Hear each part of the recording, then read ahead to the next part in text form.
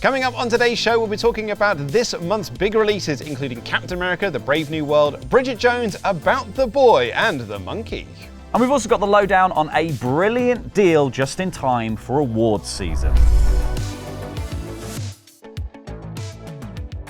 Hello and welcome to What's On at Cineworld Cinemas. I'm Luke Owen. And I'm Laurie Blake, and we are here at the Cineworld at the O2 in London to tell you what's coming to Cineworld Cinemas this month. Which includes a brand new Captain America movie, a brand new Bridget Jones movie, The Monkey. We've got Academy Awards season and more. Let's get some snacks and let's get into it.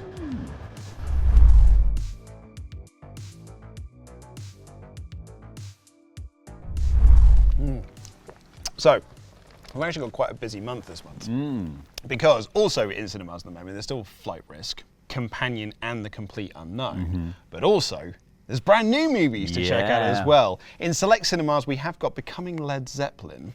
But if you're a family person and you want to take the kids out to see something, or maybe you just want to go see a nice fun animated movie, DreamWorks' latest Dogman is out this week. Dogman, which a police officer and his trusty companion dog are in some sort of accident, I think, and then some harebrained science scheme merges them together into Dogman, a new crime-fighting force. He's part man, he's part dog, he's all hero. We had Wolfman in January, and now it's Dogman in February.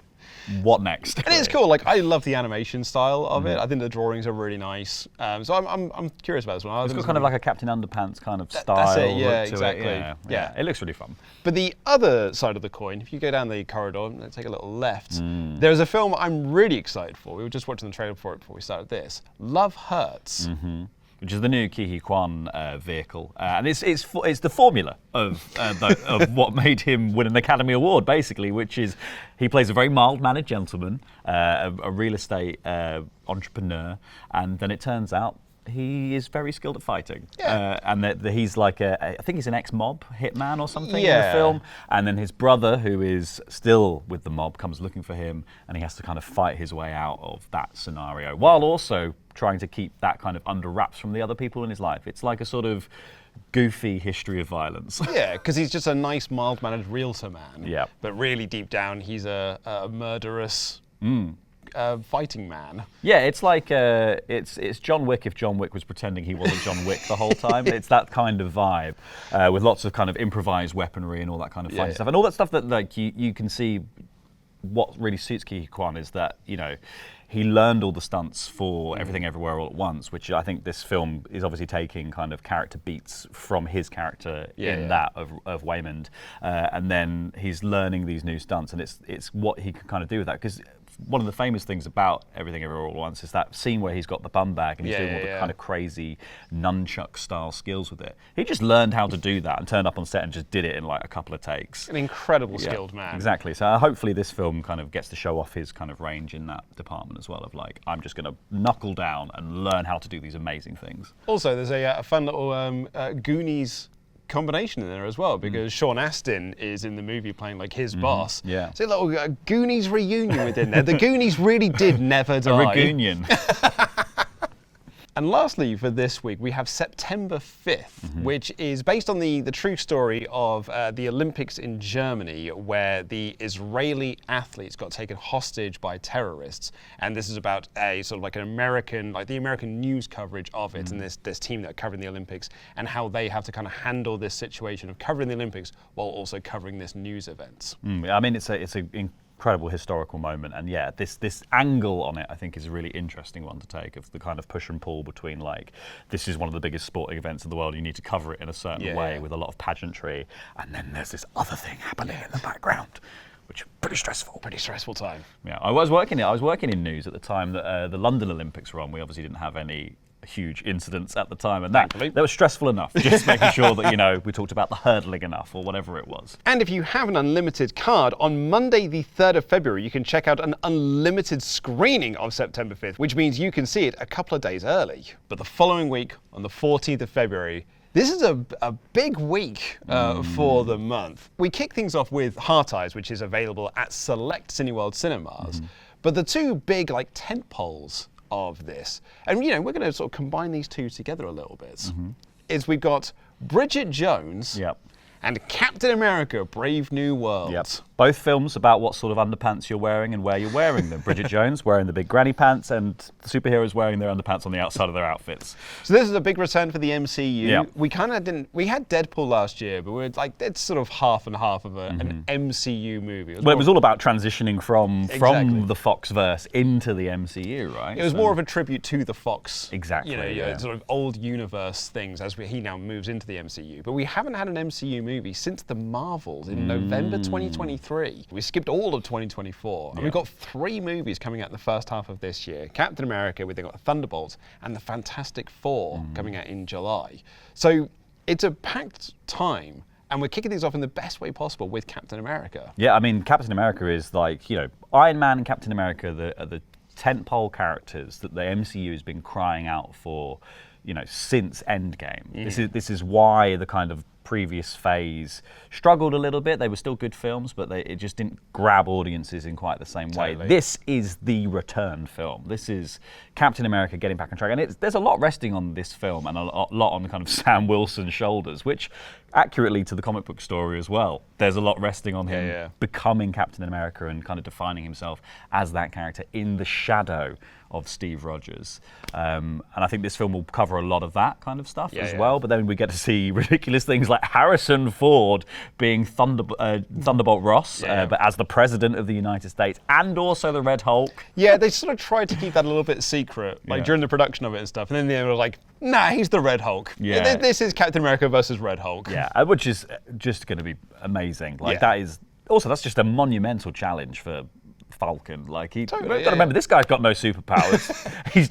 he's just got a big vibranium dinner plate, and he's got some wings. Yeah, exactly. It's cool. I think that to set this in more, it's weird to say in reality, but we're not doing like the multiverse stuff, which I think kind of some audiences didn't really like about the MCU, and I think so. It's now that we're just getting this, it's just the characters versus other characters, and the same with the Thunderbolts, and then with Fantastic Four coming later on this year. Yeah, and I think also what's interesting about Brave New World is that it's looking to the most successful and probably one of the most highly rated and popular Captain America films, Winter Soldier, and going like, let's make a political thriller. Yes, there is a Red Hulk rampaging around, and yes, that's the thing you're going to see in the trailers a lot, but there is this entire other side to this movie of like political espionage and thriller and sort of maneuvering in the back corridors of the White House that's all going on before inevitably the White House is destroyed, I imagine.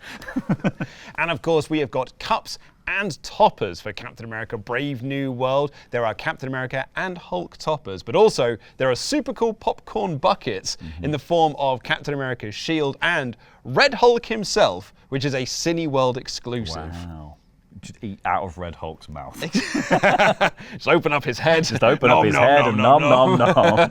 But why not combine that by going to see Captain America Brave New World and Bridget Jones, Mad About the Boy. On the same day. On the same day. There's something for everyone. Yeah, Cineworld is calling it Captain Jones, and you can go see them both as a double bill if you wish to on Valentine's Day. It's a perfect thing to do. What a great Valentine's Day. Something for literally everyone. Literally for everyone. A perfect use of your Cineworld Unlimited card as well, because it costs you now to get in. Yeah, but what happens in Bridget Jones? Why are we back with Bridget Jones? We are back once again with Bridget Jones, and this time she's got 2 new love interests, and these ones are maybe slightly on the younger side that Bridget Jones is usually drawn towards, because she's got Chiwetel Ejiofor over here and Leo Woodall over here, the much younger gentleman in all of this. She's in a cougar area.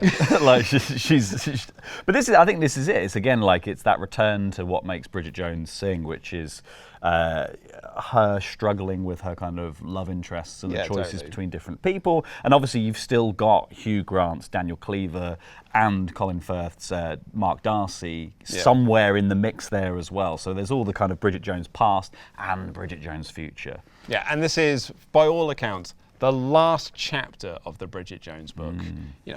We'll see. We will see. There could be more underpants to be had down the line. And when you go to see Bridget Jones, you can upgrade your soft drink to an alcoholic one when you buy a regular combo. You can get wine for just £1 more, Galanti Prosecco for £2 more, or Bottega Prosecco for £3 extra. And you can add a bag of confectionery for an additional £2.50. The week after that is slightly different, a bit of a change of pace, because Stephen King's short story, The Monkey, is being adapted for the big screen. By Osgood Perkins, no less, Yeah. of Longlegs fame. I've got my long legs on. But now it's the clapping monkey, like a little drumming monkey. Yeah, everyone kind of knows this monkey image. Yeah. Because it was even in Toy Story 3, this monkey toy. And it's about these twins who find it in their parents' attic, and then mysterious murders start to happen. And they're sort of cursed by, they're trying to get rid of the curse of this monkey that kind of follows them around. It essentially makes them watch grisly scenes over and over again. It's like they're like us in watching the Final Destination movies, but they're just experiencing the Final Destination movies.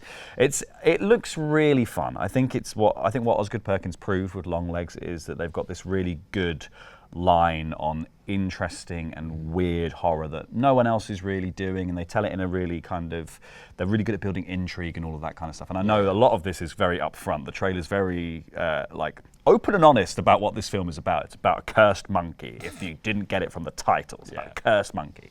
But I think you'll be able to find new depths in here and come up with creative and interesting murder scenes, basically, because that's what this film seems to be. It's taking that kind of Final Destination template of what's the most ridiculous way that somebody could die in a film. What's the most contrived Rube Goldberg machine that we can make to slaughter somebody? And that appears to be what's happening. Meanwhile, there's just this monkey drumming in the background. And it's also nice because it is like these sort of Rube Goldberg machines, and it's being produced by James Wan, who was one of the original guys behind the Saw franchise. So it's bringing some of that into this world as well. The devices of torture.